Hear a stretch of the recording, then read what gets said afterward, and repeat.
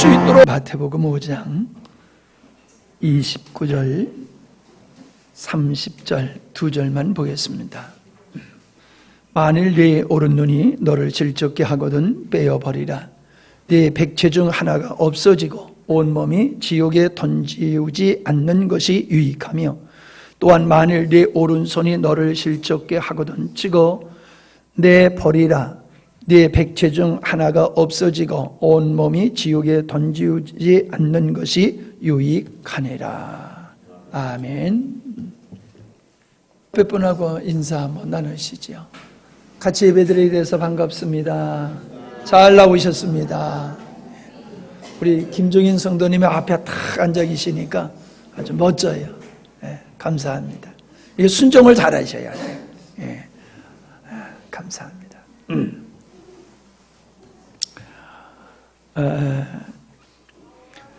오늘 말씀의 제목은 찍어내야 할 것, 찍어내야 할 것, 그겁니다. 좀 제목이 좀 섬찟해지요? 예, 찍어낸다. 예, 근데 성경에 있는 말씀이죠. 오늘 읽은 말씀. 찍어내야 될 것. 집안에 쥐 한 마리가 들어온다고 별일이 생기는 건 아니라고 생각할 수 있지만은 우리는 경험으로 볼 때 그렇지 않습니다. 쥐 한 마리가 집안에 들어온 걸 그냥 용납하면은 집안이 온통 아수라장이 돼버리고 쓰레기장이 돼버리고 모든 걸 망칠 수밖에 없습니다. 비행기 안에 쥐 한 마리가 들어간다라고 하면은 그건 비행기가 이륙할 수가 없습니다. 쥐가 전선을 갉아가지고 비행기가 추락할 수 있기 때문에 그렇습니다. 통나무집, 우리나라에는 통나무집이 그렇게 인기가 없습니다만은 미국이나 카나다 같은 경우는 통나무집을 많이 짓지요. 근데 이 통나무집의 천적이 뭐냐 하면은 흰개미라고 그래요. 흰개미, 개미한테 물려보셨어요? 예, 죽을 것 같지는 않죠. 예, 그냥 깜짝 놀랄 정도로 따끔해요. 근데 그 조그만 흰개미들이 통나무집을 갉아먹어가지고 무너지게 한다는 겁니다. 예, 밀림에 어마어마하게 큰 나무도 그 흰개미들에 의해서 죽는다고 그래요. 우리가 신발 속에 어쩌다가 모래 하나를 들어가면은 그 모래알이 발바닥을 괴롭히는데 온몸이 얼마나 힘든지 모릅니다. 모래가 발바닥에 있는데 그걸 가지고 마라톤을 하는 선수는 없을 겁니다. 뽑아버리지 않으면 안 되지요. 눈에 작은 티끌 하나, 먼지만 들어가도 우리는 괴롭기가 한이 없습니다. 이런 것들은 우리 삶 속에서 제거해야 되고 뽑아버려야 되는 겁니다. 그걸 그냥 용납해 두고는 우리의 삶이 정상적일 수가 없는 거지요. 오늘 말씀을 보면은 주님께서 우리가 손이 범죄했을 때에 그 범죄한 손을 그냥 가지고 지옥 가는 것보다도 눈이 범죄했을 때에 범죄한 눈을 그냥 가지고 지옥 가는 것보다는 그 눈을 뽑아버리고 그 손을 찍어버린 후에 차라리 불구자가 되어가지고 천국 가는 게 낫다라고 말씀하고 계십니다. 진짜 눈을 뽑아버리는 얘기랍니까? 진짜 손을 자르라는 얘기입니까? 아니지요. 그것은 우리를 실족게 하는 모든 죄는 용납해서는 안 된다는 말씀인 것을 우리는 잘 알고 있습니다.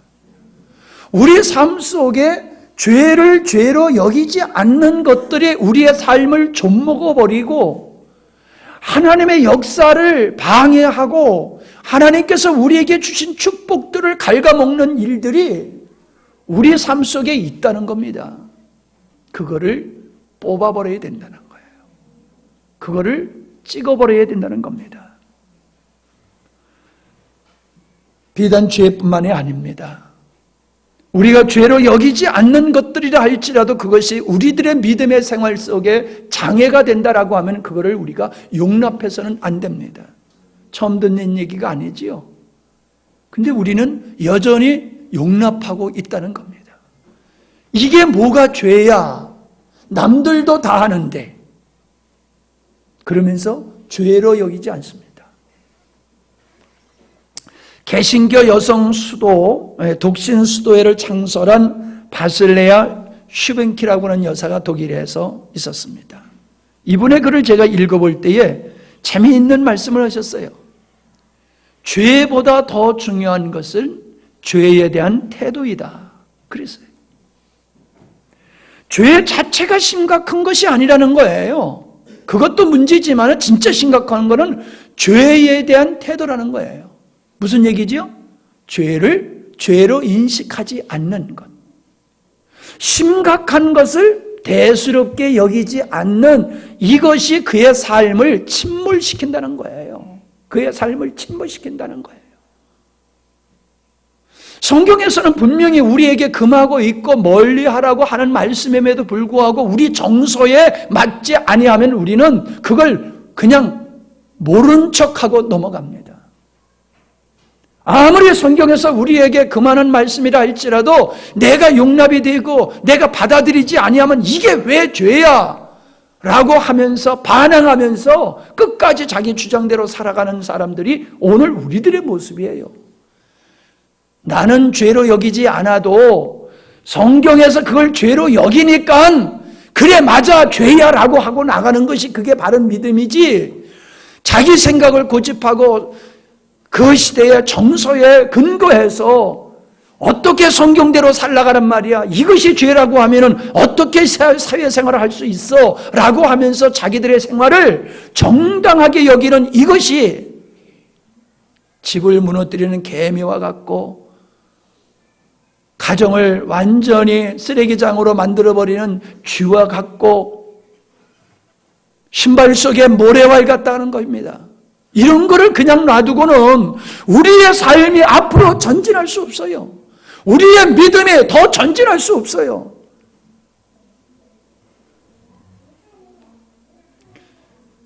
깊이 한번 생각하셔야 될 줄 압니다. 우리가 요한계시록 2장과 3장에 보면은 7교회에 편지하실 때에 4교회에게 어떤 말씀을 하셨느냐 하면은 찍어버려야 될 것을 말씀하셨어요. 에베소 교회를 향해서는 처음 사랑을 회복하지 아니하면은 촛대를 옮기겠다. 버가모 교회를 향해서는 사단의 회 발람과 니골라당의 교훈을 버리지 아니하면 내가 그들과 싸우겠다. 두아디라 교회를 향해서는 이세벨의 교훈을 버리지 아니하면 내가 너를 큰 환난 가운데 던지고 사망을 그 자녀들에게 던질 것이다. 라오디아 교회를 향해서는 차갑지도 않고 덥지도 아니하면 내가 도와버리겠다라고 말씀하고 계십니다.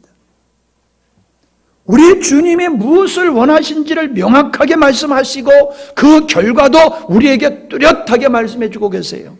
마태복음 3장 10절에 이미 도끼가 나무 뿌리에 놓였으니 좋은 열매를 맺지 아니하는 나무마다 찍혀 불에 던지우리라 하셨고, 요한복음 15장 2절에도 물은 내게 있어 과실을 맺지 아니한 가지는 아버지께서 이를 제하여 버리신다고 말씀하셨어요. 마태복음 25장의 달란트 비유에서도 이렇게 말씀하셨지 않습니까? 1달란트 받았던 자가 그대로 가지고 왔을 때에 이 무익한 종을 바깥 어두운 데에 내어 쫓으라.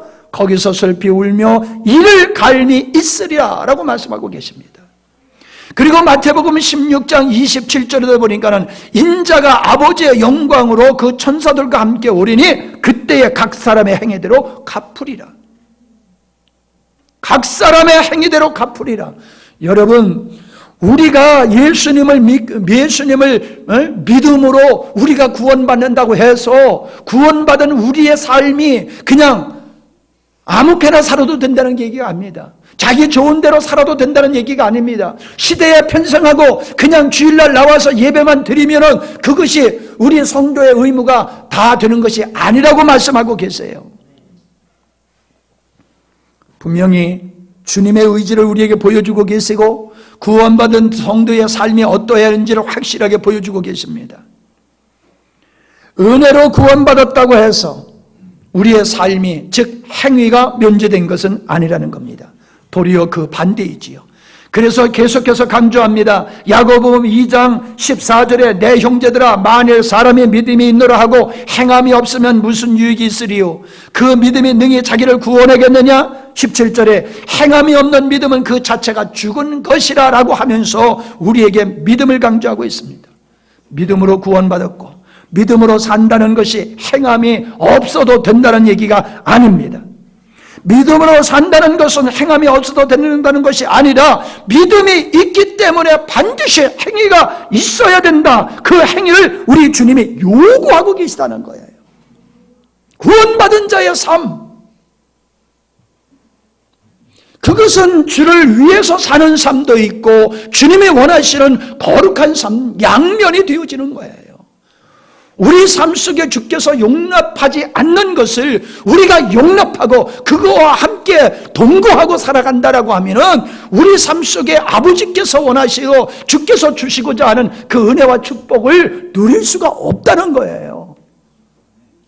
뽑아버려야 할 걸 뽑아버려야 된다는 겁니다. 그걸 끌어안고 살면은 예수 백날 믿어도 소용없다는 거예요. 저는 이 말씀을 묵상하면서 어떤 단어가 떠오르냐면 무임승차라는 단어가 떠올라요. 무임승차. 돈 내지 않고 차 타는 거지요. 옛날에는 그런 장난들 많이 치고 요즘 뭐 무임승차 하다가는 큰일 나지만 옛날에는 장난치면서 기차가 가는데 오르막에 가는데 기차가 힘이 들어가지고 천천히 가면 냈다 그냥 올라타가지고 가다가 또 천천히 가면 내려가고 뭐 그런 장난들 많이 하고 그랬어요. 무임승차, 혜택만 챙기고 자기가 행해야 할 책임과 의무를 행치 않는 그런 행위를 가리킨다고 봅니다. 신앙생활에도 믿음으로 구원받았다고 해서 우리가 아무렇게도 살아도 아무런 책임과 의무를 감당하지 않아도 된다고 생각하는 것이 바로 무임승차라는 겁니다. 주님이 바라시는 것을 가볍게 여기서는 아니 됩니다. 무시하거나 불순종함으로 우리 아담이 하나님이 주신 에덴 동산을 상실함과 같이 하나님께서 원하시고 하나님께서 금하신 것들을 가벼이 여기고 내 마음대로 살다가 하나님이 주신 축복을 상실하는 자가 되지 않기를 바랍니다. 주님이 원치 않는 것은 찍어내야 돼요. 주님이 원치 않는 건 뽑아버려야 됩니다. 여러분이 진정 하나님과 친밀하고 그리스도 안에 거하며 하나님의 영광 중에 살기를 원하신다라고 하면은 야 찍어버려 하는 거 찍어버려야 된다는 거예요. 왜 그거 붙들고 있냐고요. 그게 여러분의 인생을 망치고 있는데 그것이 우리의 하나님의 자녀됨을 망치고 있는데 왜 거기 머무르고 안주하여 있냐 말이에요. 하나님은 저와 여러분을 쓰기를 원하십니다. 이 시대에 주께서 뜻을 이루기 위해서 하나님은 우리를 쓰기를 원하십니다. 근데 뽑아버려야 될 것을 뽑아버리지 않기 때문에 작품으로 되지를 않아요. 작품이 되질 않아요. 그게 얼마나 많겠습니까만은 몇 가지만 제가 생각해 보려고 합니다. 잘하는 것이지만 첫 번째로 심지 않고 거두려고 하는 거, 이거 찍어버려야 됩니다. 야고보서 4장 2절에 너희가 얻지 못하면 구하지 아니하며 라고 말씀하고 계시지 않습니까? 너희가 얻지 못하면 구하지 아니합니다. 이 구하지 아니합니다라고 하는 것, 이것이 심지 않는 것이라고도 볼 수 있는 거지요. 행복한 가정, 능력 있는 신앙, 건강한 교회, 훌륭한 자녀, 튼튼한 경제, 건강, 실력, 어느 것 하나 저절로 이루어지는 것 없습니다. 땀 흘리고 수고하지 아니하면 얻을 수가 없는 것들입니다.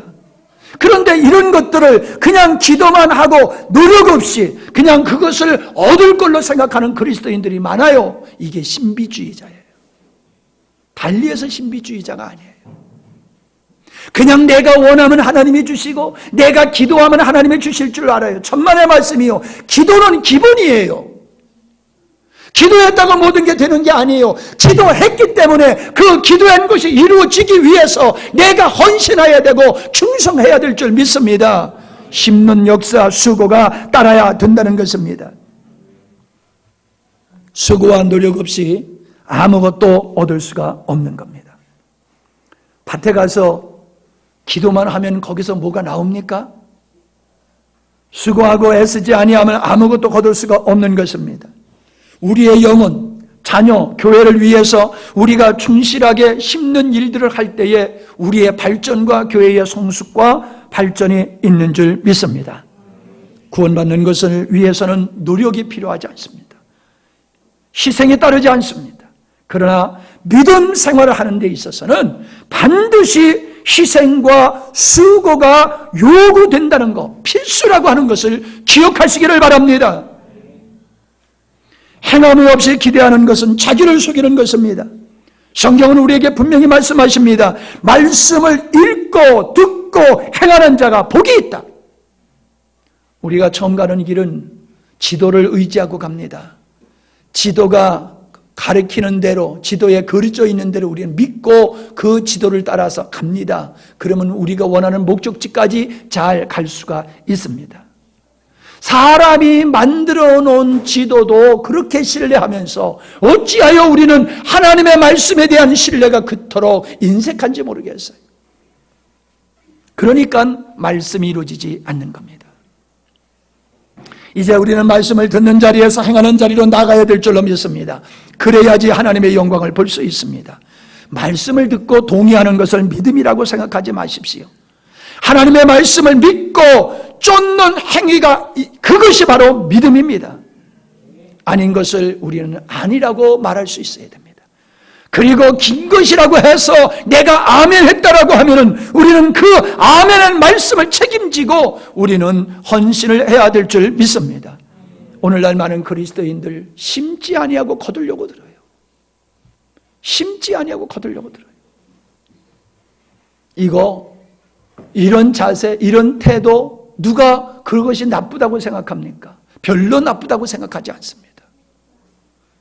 신앙을, 믿음을 유행으로 생각하는 거, 이게 잘못됐다고 생각하는 사람 없어요. 기독교의 믿음은 유행이 아닙니다. 재수가 아닙니다. 하나님은 철저히 땀과 수고를 하게 원하고 계세요. 제가 만나는 사람들 보면요, 실력 없는 사람이 더 책 안 봐요. 실력 있는 사람이 더 책을 봐요. 그게 제가 살면서 느끼는 겁니다. 정말로 실력 있는 사람은요, 손에 책을 놓지를 않아요. 잠시도 멍하니 앉아있는 법이 없고요, 쓸데없는 시간으로 시간 보내는 경우가 없어요.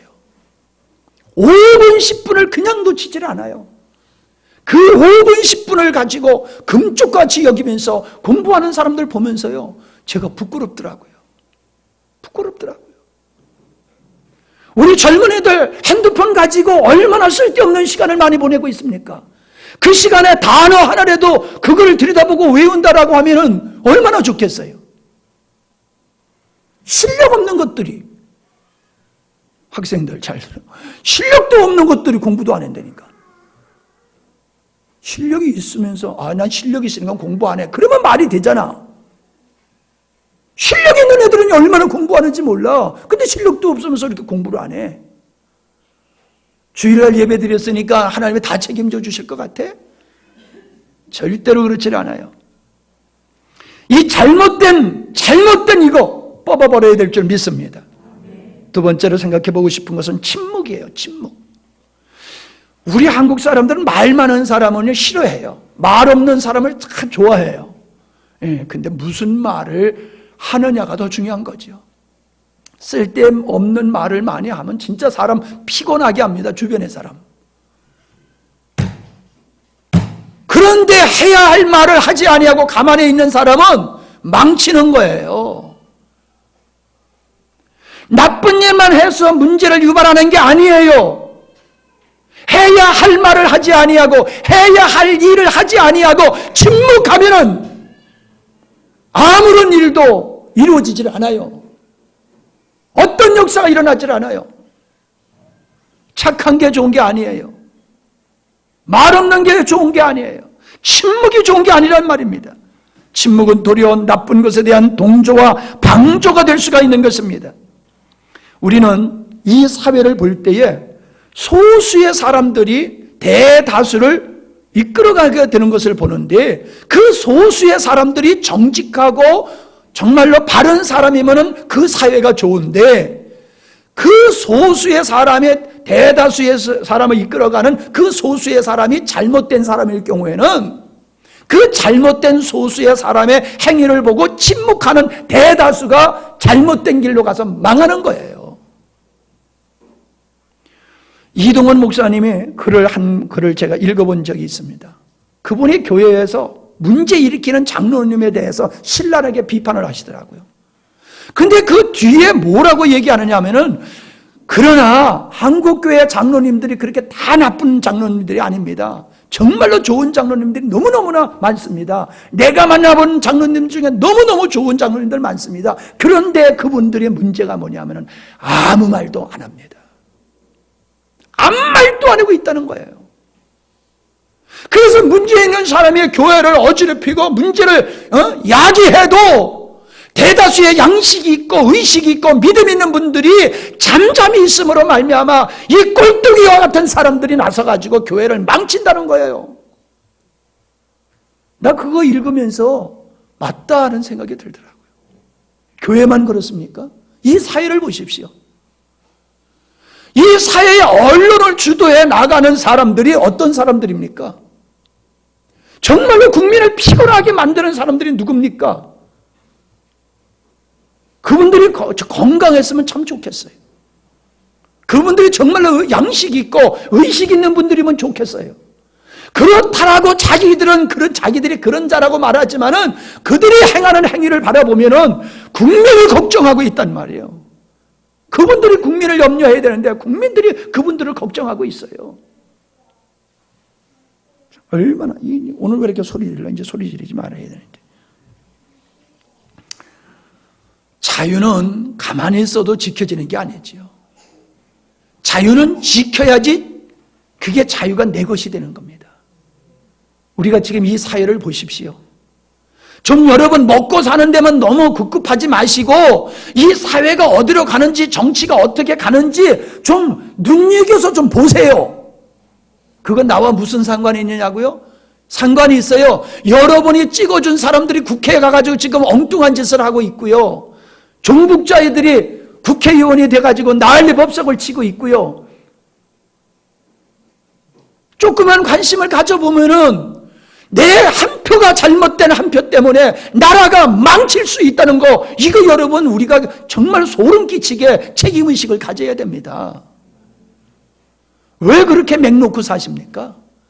한국교회를 바라보면서 여러분이 좀 긴장하고 애타는 마음이 있어야 되고, 이 조국을 바라보면서 이 건강 자유 대한민국을 우리 자녀들에게 물려주기 위해서 여러분이 깨어 있어야 되는데 가만히 있으면 될 것 같습니까? 이대로 가면 한국교회도요, 유럽교회 금방 따라가고 있잖아요, 지금. 어떻게 이 자유 대한민국이 보존된다고 무엇으로 장담합니까? 싸우지도 아니하고도 김정은이한테 갖다 바칠 수 있는 날이 올 수 있다는 거 왜 모릅니까? 침묵 좋은 게 아니에요. 거짓이 날뛸 때에 왜 거짓이 날뜁니까? 진리가 침묵하고 있기 때문에 그런 거예요. 진리가 충만해야 됩니다. 진리가 선포되어야 됩니다. 아멘. 젊잖아요. 여기 앉아 계신 여러분들은 젊잖아요. 육체만 젊다고 젊은 겁니까? 생각이 젊어야지요. 생각이. 왜 이렇게 생각 없이 살아가고 있습니까? 우리 학생들 특별히 정신 차려요. 너무나 안타깝기 때문에 제가 내 감정을 안 누려고 그러는데 정말 마음이 안타까워요. 이 사회가 어두운 것은 진리가 침묵하기 때문에 그런 거예요. 복음이 선포돼야 되는데 복음이 선포되지 않아서 그런 거예요. 십자가 복음이 선포돼야지 교회가 새로워지는데 십자가 복음을 그렇게 들고 있는 우리들 사람들조차도 십자가 복음이 뭔지 뚜렷이 모르고 이 십자가 복음에 생명을 걸지 못하는 그러한 침묵의 삶을 살고 있기 때문에 이 시대가 변화가 안 일어나고 있는 거예요. 침묵 찍어내야 됩니다. 세 번째, 안주함입니다. 안주함. 제가 많은 말씀을 드리려고 하다 보니까는 긴 시간으로 말씀을 나누지 못합니다. 안주함. 마태복음 17장 4절에 보면은 변화산상에서 변화된 예수님의 모습을 본 제자들이 베드로가 뭐라고 그랬습니까? 여기 있는 것이 좋사오니 주께서 만일 원하시면 내가 여기 초막셋을 짓되 하나는 주를 위하여 하나는 모세를 위하여 하나는 엘리를 위하여 하리이다. 여기 있는 것이 좋사오니. 예, 때로는 그래요. 그냥 이대로가 좋다라고 생각될 때가 있지요. 앞으로 가자라고 하니까는 너무 희생과 부담이 크니까 내가 희생과 부담을 지불하고 어떤 걸 추구하기보다는 그냥 불편하지만은 그냥 오늘에 안주하면서 그냥 편안하게 살고 싶다, 이런 생각을 가지고 산다라고 하면 그 사람은 발전이 없어요. 모든 문화의 문명의 발전은 불편한 것을 시정하고 바꾸기 위한 노력 속에서 이 문명이 발전된 것을 우리가 알 수 있습니다. 동일합니다. 영적인 것도요. 이만하면 됐어 라고 여러분이 스스로 설정해 놓은 수준에 내가 이뤘으니까 거기에 이르러서는 안주하고 토끼와 같이 낮잠 자고 있으면은 신앙은 성장하지 않으면 퇴보하는 거예요. 생명은 계속 움직여야지 가만히 있으면 죽는 거예요. 병원에서 가만히 들어놓여 있는 사람 뭐가 생겨요? 욕창이 생기잖아요. 살아있어도 안 움직이면 욕창 생겨가지고 그냥 구멍 뻥뻥 나요. 성도가 영적인 움직임이 없으면 그건 죽은 거예요. 거기서 무엇은 역사가 일어날 수가 없어요. 그냥 우리는 주일날 나와서 예배만 드리면 전부인 줄 알아요. 그건 내가 설정해 놓은 거지, 사람이 설정해 놓은 거지. 그게 생명의 모습입니까? 나는 우리 자녀들에게 좋은 영적인 이 영광스러운 교회를 물려주고 싶습니다. 우리 자녀들에게. 여러분은 어떻게 생각해요? 아이고, 우리 자녀들이 뭐 함양에서 살까? 다 서울 가서 살겠지, 미국 가서 살겠지. 우리 자녀들이 뭐 이 땅에서 살까? 꽁대 새끼만 생각하지 마세요.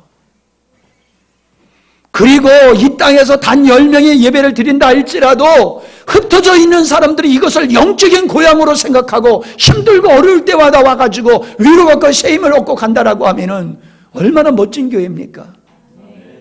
아멘? 여러분은 외지에서 많은 분들이 와서 상담하고 은혜 받고 그런 것에 대해서 여러분 어떤 느낌을 가지세요? 자부심을 가지십니까? 그냥 그런가 보다 하고 넘어가십니까? 우리는 주님이 원하시는 교회를 만들어가야 될 줄 믿습니다. 절대로 이만하면 됐어라고 생각하지 마세요. 이게 사단의 전략이에요. 너만 한 자 어디 있냐? 너만큼 기도하는 자, 너만큼 성경 보는 자, 너만큼 충성하는 자, 너만 한 자 어디 있어? 너 그만하면 됐어. 여러분, 이걸 그 순간에 그 생각에 들고 거기에 동의하면 그 순간에 나는 죽는 겁니다. 우리는 그리스도의 분량까지 이루어야 됩니다. 그리스도의 분량까지 이루어야 됩니다. 그리스도의 분량까지 이루는 것이 내 신앙의 목표가 되어야 돼요. 우리 한국교회 권사 장로 되면 신앙 안 커요. 목사 돼도 그래요. 가르치기에 바쁘지 목사 자신의 신앙이 영적인 성숙이 별로 없어요. 우리는 경륜만 가지고 그거를 계급장으로 삼고 살아가고 있다니까요. 솔직히 한번 생각해 보세요. 작년보다 내가 얼마나 신앙이 컸는지요. 작년보다 지금 여러분의 신앙이 얼마나 변화되고 성장했는지를 돌아보시라 이 말입니다. 제가 어떤 목사님들하고 단체를 섬기면서 느끼는 게 그거예요. 10년 전이나 10년 후나 당신이나 나나 변화된 게 뭐가 있어? 그러면서 누구를 인도하겠다고 하는 거예요. 내가 변화되지 않는데 어떻게 내 가족이 변화됩니까? 내가 새로워지지 않는데 어떻게 믿지 않는 가족이 나를 보고 바꾸어지고 변화될 수 있습니까? 이 변화되지 않는 것을 심각하게 여겨야 되는데 심각하게 안 여겨요. 이종희 형제님 앞에 와서 딱 앉으니까 목사님 이렇게 기분 좋잖아. 얼마나 쉬워요. 뒤에 앉았다 앞에 앉는 게 얼마나 쉬워요. 그것도 못하잖아. 앞으로 앉으려도 맨날 뒤에만 앉아있고. 이건 자세의 문제예요. 태도의 문제예요. 목사님이 세게 나가니까 오늘 그냥 아멘에 싹 죽어버렸네. 그냥 아멘에 다 죽을까봐 그냥 가만히 들리냐. 이만하면 됐다. 절대로 믿지 마세요. 여러분 개인이 그렇고 우리 교회가 그렇고 이만하면 됐다 그 생각하지 마세요. 이게 무서운 게 뭐냐면은 최선의 함정이에요. 최선. 사람들은 난 최선을 다했어. 그러니까 내 책임과 의무는 다 한 거야. 그 결과에 대해서는 난 몰라. 난 최선을 다했으니까. 그런데 한번 잘 생각해 보세요. 최선이 뭘까요? 내가 힘써 한 것이 최선일까요? 근데 힘써 한 것이 정말 최선일까요? 성경에서는 힘써 하라고 말씀하지 아니하시고 최선을 다하라고 말씀하시지 아니하시고 따라합시다. 죽도록 해라. 어떻게 해라? 죽도록 해라는 거예요. 죽도록. 그게 최선의 모습이요. 죽도록 하는 게 최선의 모습이요. 그럼 우리 죽도록 했어요? 에? 우리 죽도록 해봤냐고요? 공부 죽도록 해봤어? 거룩한 일을 죽도록 해봤냐고요? 찬양을 죽도록 해보고 예배를 죽도록 해보고 전도를 죽도록 해보고 기도를 죽도록 해봤냐고요? 나 그게 괴롭고 부끄러워요. 목사인 나도 죽도록 못해. 힘들고 춥고 그러면은 이 핑계 저 핑계 대고 자꾸 안 해. 그게 나야. 그래서 그런 생각 들어요. 목사 이놈아 네가 그 모양이니 집사들이야 오죽하겠냐. 내가 그런다니까. 근데 중요한 게 그거라는 거예요. 내가 최선을 안 했음에도 불구하고 내가 최선을 했다고 믿고 있다는 거예요. 그렇기 때문에 결과에 대해서는 난 책임질 수 없어. 아니에요. 최선을 하지 않은 거예요. 최선은 자기를 온전히 부인한 상태까지 해야 될 줄 믿습니다. 지금까지 진짜 죽도록 했는데도 안 됐다. 그건 방법이 틀린 거예요. 방법이 틀려서 죽도록 해도 안 되는 거예요. 또 죽도록 했고 방법도 왔는데 안 돼. 아직 시기가 안 된 거예요. 그래서 안 되는 거예요. 그래서 거기에는 인내가 필요하다고 성경은 우리에게 말씀해 주고 있습니다. 제가 농사를 져보면서요. 이게 농사가 안 돼요. 괜히 콩 심어가지고 콩 심느라고만 고생 되게 하고 콩밭도 제가 3번이나 맸어요. 그런데 콩 베러 갔더니요. 콩 반, 풀 반 그래도 괜찮을 거예요. 대부분 풀이고 콩은 듬성듬성했어. 아이고 너무 허탈하더라고. 왜 그래요? 뿌리는 것만 성실해가지고 되는 게 아니에요. 끝까지 최선을 다해야 돼. 끝까지 최선을 다해야지 좋은 추수를 거둘 수가 있더라고요. 오늘 우리 인생을 믿음의 삶을 어떠한 부분을 최선을 다했다고 이게 내 책임과 의무를 다했다고 생각하면 안 된다는 거예요. 다 모든 분야에 있어서 최선을 다해야 돼요. 아멘? 네. 기도도 최선을 다했으면 헌신도 최선을 다해야 되는 거예요. 아멘? 예배에 최선을 다했으면 섬기는 일에도 가서 부엌에 가서도 최선을 다해야 되는 거고요.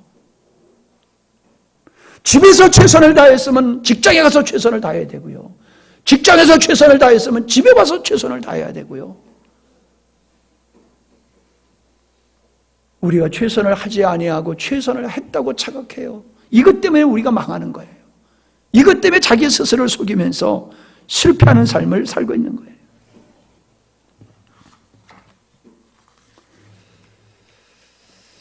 감사도 마찬가지예요. 감사. 누가복음 17장에 보면은 10명의 나환자가 예수님께 와서 고쳐달라고 그러지요. 그래서 예수님이 제사장한테 가서 보여줘라, 예물을 드리고 보여줘라 그랬더니 가는 길에 놔버렸어요. 가는 길에 10명의 나환자가 고침을 받았는데 9명은 너무너무 좋아가지고 집으로 가버리고 한 명만 예수님께 와서 뭐라고 말씀했냐면 엎드려 사례했다라고 말씀하고 있어요. 이 사례를 감사인데 이 번역에는 사례라고 표현했는데 참 잘한 것 같아요. 여러분, 감사는 말로만 할 수 있는 거예요. 근데 사례를 한다는 것은 내 마음을 담아서 표현하는 거예요. 그게 사례예요. 그래서 목사님에게 사례비 그러지 월급 그러지 않는단 말이에요. 아, 우리 목사님 월급 드렸어. 이게 아니에요. 사례비 드렸다. 왜? 교회를 위해서, 우리를 위해서 목사님이 기도하시고 말씀 증거해 주시고 우리를 인도해 주셨으니까 감사해서 감사 표현, 그 감사 표현이 사례비란 말이에요. 생활비.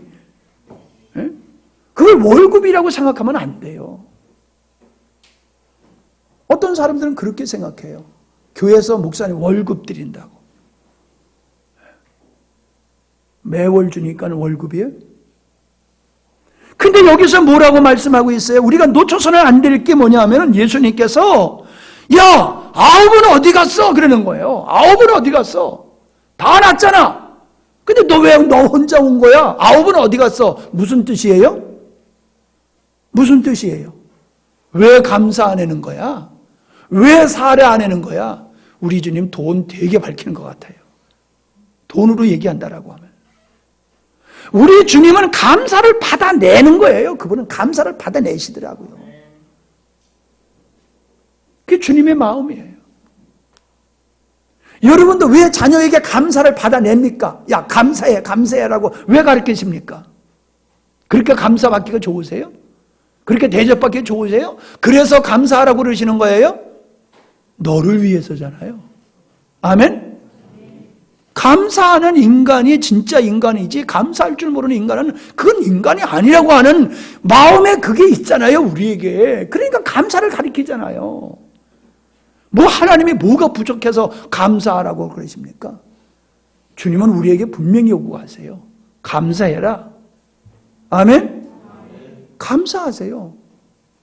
우리 교회가 감사가 그래도 내가 봤을 때는 모두 참여하는 부분에 있어서는 참 아름다운 것 같아요.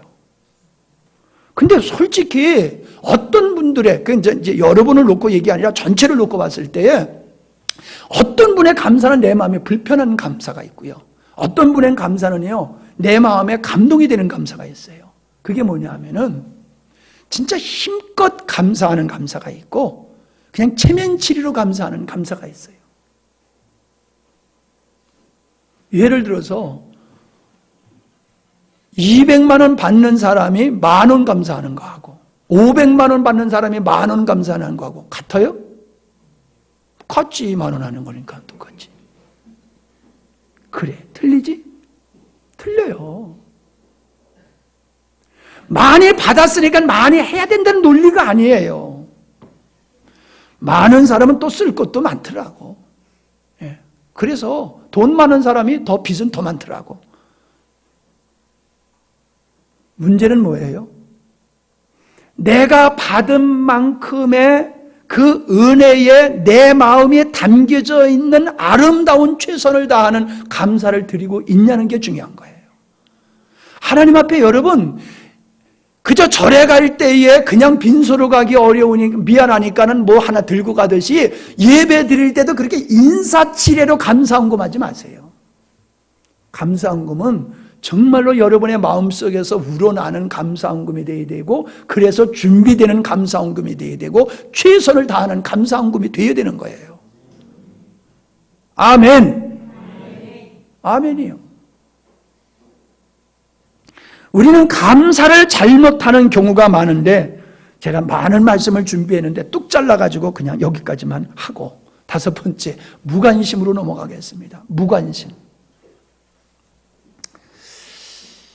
침묵과 비가 비슷한 거지요. 무관심은 곧 반대하는 것이며 적대행위며 살인행위와 같습니다. 요즘 사람들은 남의 일에 참견 안 하는 것이 예의라고 생각합니다. 그래서 목사님도 신방을 반드시 예약하고 와야지 예약 없이 신방 오면은 실례라고 생각합니다. 예, 그럴 수 있지요. 뭐 그냥 편하게 있는데, 그래서 자유롭게 있는데 갑자기 목사님 오시면 민망하잖아요. 그러니까 예고를 하는 거 이해합니다. 그런 측면에서는 서로가 마음의 교감이 있어야 되겠지요. 그러나 여러분, 내가 허락지도 않은데 왜 신방 오시는 거요? 이러면은 이거는 진짜 문제되는 거예요. 그런데 보세요. 자, 옆집에서 싸움이 일어났어요. 아이고, 뭐, 싸우든지 말든지, 뭐, 내일도 아닌데, 마음대로 싸워라. 그리고 있으면은 그게 그냥 되는 것 같아요? 이게 도가 넘치다가 화가 나가지고 불을 확 질러버렸네. 그래가지고 불이 나가지고 그 불이 우리 집까지 붙어버렸어. 그런 이해가 있어요, 없어요? 있어요. 남의 일인 줄 알고 가만히 보다가 그게 내 일이 돼버리는 일이 있어요. 우리는 공동체에 살고 있어요. 인생의 공동체. 그렇기 때문에 남의 일이 결코 남의 일이 아니에요. 저 일본에서 원전이 문제가 되니까 지금 우리 바닷고기, 김치 싸는 고기 잡으러 가지 마, 이제. 나 그거 안 먹을 거야. 아무리 갖다 줘도 나 이제 안 먹을 티요. 예. 그때는 내가 기다렸지만 이제는 나 안 기다려. 나 새우젓 먹으면서도 걱정이고 소금 먹으면서도 걱정해. 나 지금 이걸 먹어야 되나 안 먹어야 되나. 가져오지 마. 남의 일이 아니란 말이요. 일본에서 원전이 지금 막 그냥 사고가 나니까는 세계가 지금 난리잖아요. 바다가 다 죽어가고. 남의 일이 남의 일이 아니에요. 요즘은, 옛날에도 그러지만 요즘은 더 하잖아요. 왜 남의 일이라고 무관심합니까? 이게 그리스도인의 자세가 아니에요. 야, 네가 지옥 가지 내가 지옥 가냐? 이게 성도의 자세가 아니에요. 우리는 남의 일을 내 일같이 생각해야 돼요. 아멘. 너희 일을 내 일같이 생각하고 사랑으로 돌보고 섬기는 일을 하는 거, 그게 그리스도인의 모습이란 말이에요. 그런데 오늘 그리스도인들이 그런 마음이 점점 소멸되고 있어요. 점점 소멸돼요. 나 하나 그냥 예수 잘 믿으면 되지. 왜 자꾸 직분을 주고 뭐 셀이라고 또 만들어가지고 또 짬매주고, 아이고 귀찮아. 예? 왜 이렇게 덜 볶고 그냥 내버려 두지? 그게 생명 있는 그리스도의 마음을 가진 신앙이 아닙니다. 형제의 일을 내 일과 같이 생각해야 돼요. 그래서 형제의 죄를 내 죄와 같이 생각하고 우리가 대신 회개해 주는 중보 기도가 필요한 겁니다. 아멘. 우리는 하나님의 일에, 거룩한 일에, 신령한 일에 우리가 무관심하면 안 돼요. 내가 그러한 일에 무관심하다고 하는 것은 그와 상관이 없다는 거지요. 맞지요? 상관이 있는 사람에게는 관심이 가게 돼 있어요. 관심이 가요. 상관없으면요, 관심이 안 가요. 이래가 어디 가서 이래? 응? 이래가 하게 하는데, 그 이래가 거기서 사회를 보고 있더라고요. 내 눈이 자꾸 그리 가는 거예요. 목에 자꾸 머리가 그리 가고. 그 전에 누가 할 땐 내가 뭐 신경도 안 썼어요. 근데 이래가 하니까요, 막 자꾸 말할 때마다 또 쳐다보고. 그렇게 가서 사진도 내가 찍었다니까. 관심이 있어요. 그러니까 그러는 거예요. 관계가 있으니까. 관계가 없어 보세요. 우리 예원이가 영어로 노래하는 데서 했는데 정보를 잘못 입수를 해가지고 선견이가 있다고 그래가지고 아무리 선견이를 앞줄, 뒷줄, 셋줄, 넷줄 아무리 찾아도 선견이가 없어. 희한하다. 내 눈이 잘못됐나? 어떻게 선견이가 안 보이느냐고 아무리 찾다 보니까 선견이는 안 보이고 예원이가 서 있더라고. 나중에 보니까. 근데 예원이가 안 보이더라고요. 선견이만 찾다 보니까 예원을 지나가면서도 안 보이더라고요. 예. 관심이 선견이한테 가서 있으니까 예원이를 보면서도 안 보이더라고요. 나중에 봤어. 예원이네? 예원이 선견이가 아니고 예원이네. 그래서 사진 못 찍었어. 그래서 네 사진은 그래서 못 찍었어. 관심이 있으면 마음이 가요. 관계가 있으면요 마음이 가요. 마음이 가니까 사랑이 가는 거예요. 왜 우리가 하나님의 일에 무관심을 합니까? 그 하나님을 아버지라고 얘기하면서 그 예수님을 구세주라고 말하면서 왜 우리가 그분의 일에 그렇게 무관심해요? 왜 교회 일에 무관심해요? 자녀가 부모 일에 가족 일에 무관심하면 여러분 기분이 어떠세요? 부모님의 생일이 됐는데도 애가 무관심한다라고 하면 기분 좋겠어요? 여보 나 당신 사랑해. 근데 난 당신이 무엇을 하든지 난 무관심할게. 마음대로 해. 나는 관심이 없으니까. 그러면 그게 사랑하는 거예요? 사랑하기 때문에 관심을 주고 관심을 받기를 원하는 거예요. 우리가 하나님 사랑하면 하나님의 일에 관심 갖게 되어 있습니다. 내가 아무리 바빠도 관심 있으니까 애 학교하는 거 보러 가잖아요. 가서 돈 쓰고, 내 돈 쓰러 갔지만 지 아버지가 썼지만은 돈 쓸 준비까지 하고 갔다니까 내가 돈 쓸 준비까지 하고. 우리 주님 사랑하면 주님의 일에 관심이 있습니다. 교회를 사랑하면 교회 일에 관심이 있습니다. 여러분이 저한테 관심을 갖는 이유가 뭐예요? 저를 사랑하니까 저한테 관심을 가져주시는 거 아니에요?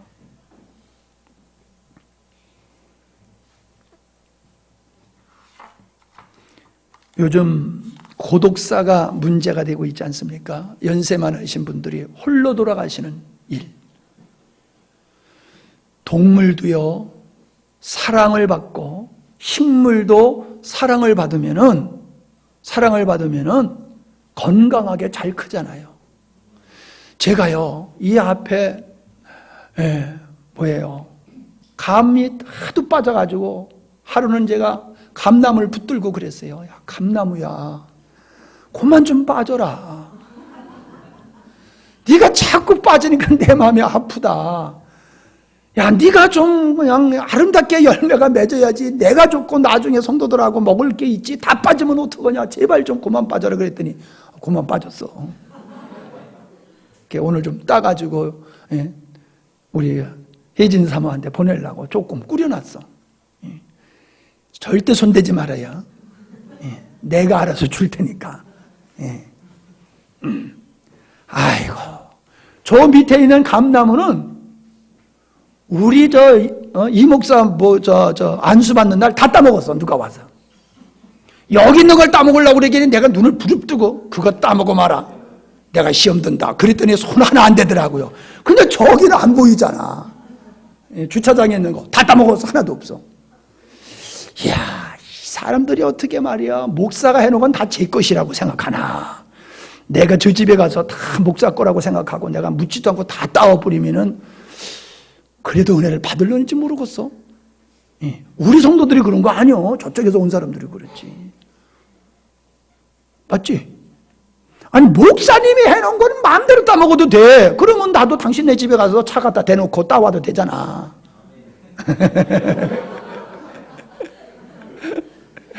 우리 민주사님 믿음이 보통 믿음이 아니야. 그러니까 그냥 민주사님이 잘 돼야 돼. 그러니까. 사랑, 관심을 가지면 사람이 행복해요. 존재감이 세워지기 때문에 열심을 내게 되는 거예요. 여러분, 우리 서로 관심을 가지십시다. 셀로 왜 조직을 하느냐 하면 좀 관심을 실제적으로 좀 갖자는 거예요. 아멘? 실제적으로는 관심을. 효원이는 그 친구, 캄보디아에서 온 친구 예수 잘 믿게 해가지고 보내야 돼. 그럼 네가 선교사 하나 보내는 것보다 훨씬 낫다. 캄보디아 말도 네가 열심히 배워. 한국말 배우라고 그러지 말고. 그래서 잘 전도해. 여러분, 제사장과 레위인은 강도 만난 사람을 외면했어요. 근데 사마리아 사람은 강도 만난 사람을 관심을 갖고 가까이 가서 그를 치료해주고 그를 도와줬어요. 믿음의 실천은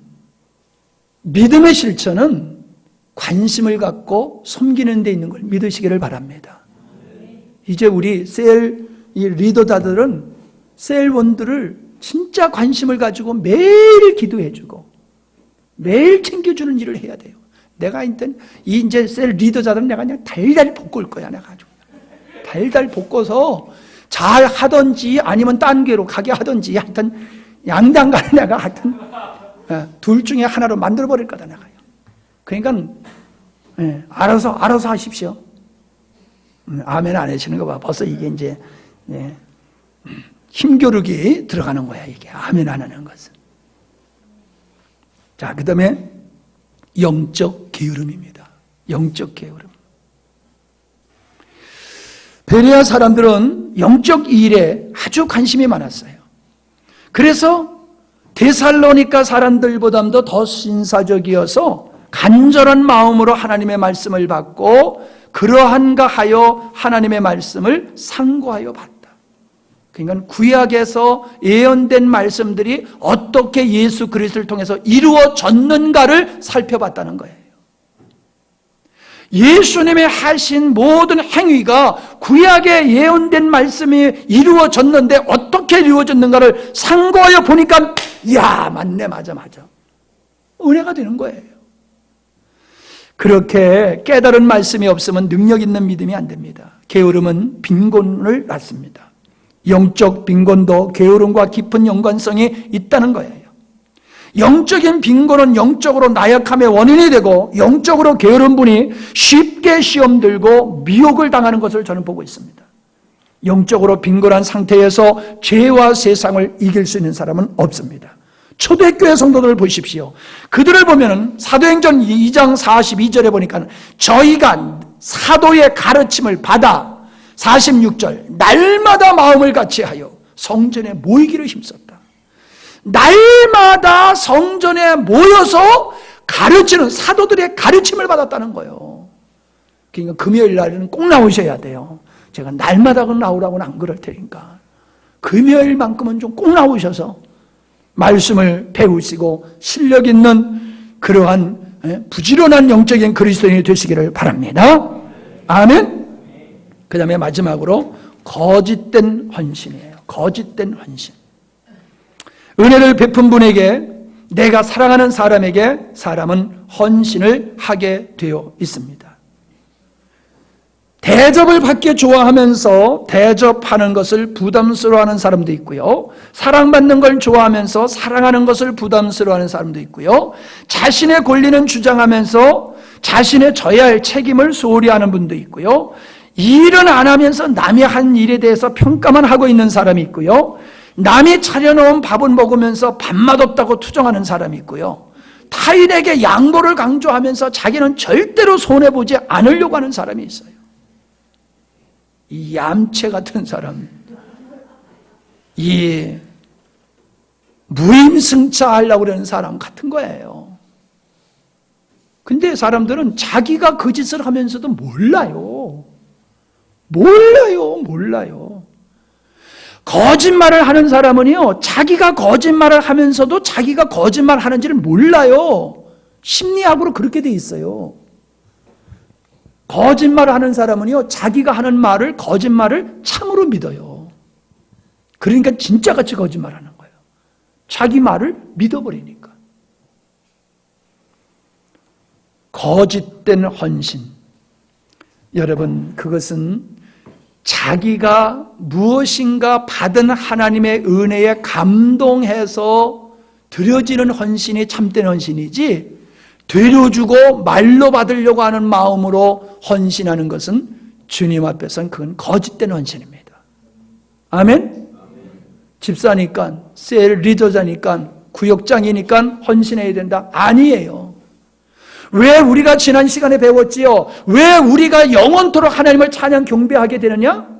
믿는 사람이니까 하는 게 아니라 구원받는 과정을 통해서 우리 주님의 의로우심과 거룩하심과 그 영광스러운 모습을 우리가 발견하고 그래서 우리가 영원토록 하나님을 예배하게 되는 것과 같이 헌신도 마찬가지예요. 헌신도 그분의 사랑에 매혹되어서 그분에게 빚진 자의 마음으로 기쁨으로 감사함으로 하는 거예요. 헌신을 하면서 뭘 기대하는 건 그건 헌신이 아니에요. 제가 지난번에 그랬지요. 천국 가면 상이 있느냐? 천국 가서 상 받을 생각 아예 그만두세요. 그러니까 어떤 사람들은 섭섭하게 생각하는데 천국 가서 상 받을 생각하지 마세요. 이 상 받기 원하는 사람들은요, 대접받기 원하는 사람이에요. 자기가 한 것을 사람들이 알아주고 칭찬해주기 원하는 사람이 상 받기 원하는 사람이에요. 그 마음에 시기, 질투, 욕심이 있는 마음이 상 받기 원하는 거예요. 상 받으려고 공부 열심히 해요? 그거 같은 거예요. 우리 그리스도인은 구원은 하나님의 전적인 은혜로 구원받았지요. 그러면 우리가 주를 위해서 헌신하는 것도 주님의 헌신하는 마음 주셨으니까 헌신하는 거잖아요.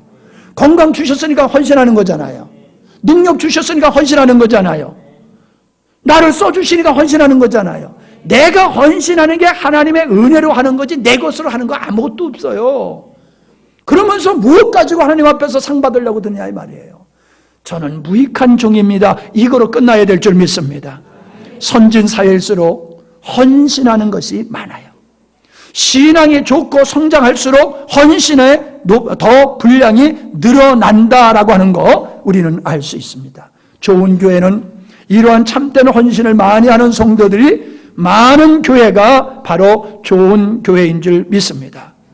그래서 우리는 상급을 기대하지 말고 주님이 나에게 주신 은혜를 감사함으로 빚진 자의 마음으로 주님 앞에 헌신해야 될 줄 믿습니다. 말씀을 마치겠습니다. 찍어내야 될 것이 지금 말씀드린 것만 우리 삶 속에서 찍어낼 것입니까? 그 외에 얼마나 많겠습니까? 내가 남모르게 지은 부정한 일이 있다라고 하면은, 그리고 부정을 저지르는 사람이 있다라면 그거 찍어버려야 됩니다. 그거 찍어버려야 됩니다. 다른 사람 모르게 나 혼자 짓는 죄가 있다라고 하면 그거 찍어버려야지 하나님의 은혜가 들어옵니다. 찍어버릴 거 붙잡고 있으면 하나님의 은혜가 안 들어와요. 하나님이 나를 쓰고 싶어도 쓰실 수가 없어요. 저는 정말로 하나님께서 우리 교회를 쓰기를 원하신 줄로 저는 믿습니다. 여러분을 쓰시기를 원하신 줄로 저는 믿습니다.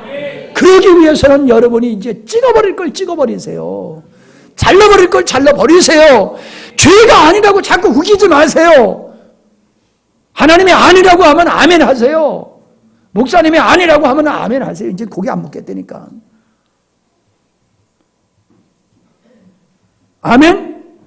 아니, 앞에 앉는 게 뭐가 편한 대로 앉으면 되지. 왜 자꾸 앞에 와서 앉으라고 그래. 글쎄, 앞으로 앉으려면 앞으로 앉으란 말이에요. 자꾸 고집 부리지 말고.